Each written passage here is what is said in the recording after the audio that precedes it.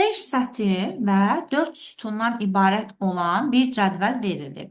Sağ tərəfdə Word sənədinin daxilində bunu görürük. 5 sətirli və 4 sütunlu bir cədvəldir. Bizə deyir ki, həmin cədvəldə ikinci sətrin bütün xanalarını seçəndən sonra merge cells əmri icra olunmuşdur. Merge cells əmri həmin seçilmiş xanaların birləşdirilməsi üçün istifadə olunur. Onda merge cellsdən istifadə edirəm.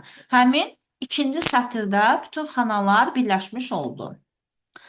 Daha sonra dördüncü sətir seçilmiş. 1, 2, 3, 4. Dördüncü sətir seçilmiş. Dördüncü sətir seçirəm. Və aşağıdakı əmr icra olunmuşdur. Və aşağıda verilən əmr belədir. Həmin əmri görürük. Bu o deməkdir ki, biz seçilmiş hissəni 8 sütuna ayırmalıyıq. Amma onları ayırmazdan əvvəlcə həmin xanaları birləşdirməliyəm. Yazıb merge cells before split. Bölməzdən əvvəl həmin seçdiyim xanaları birləşdirəcəm. Bura bir xana olacaq və ondan sonra onu 8 hissəyə ayıracaq. Baxın. Belə 8 hissəyə ayırdım.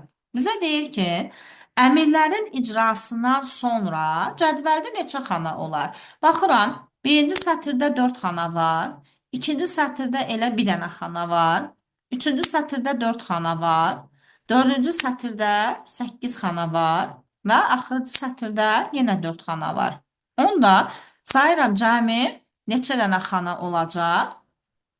4, o birisində 8, o birisində 4. Deməli, bu əmrlərin icrasından sonra alınan cədvəldən neçə xana olacaq? Cavab olacaq 21 dənə. Bunların cəmi eləyir 21. Deməli, doğru cavab 21.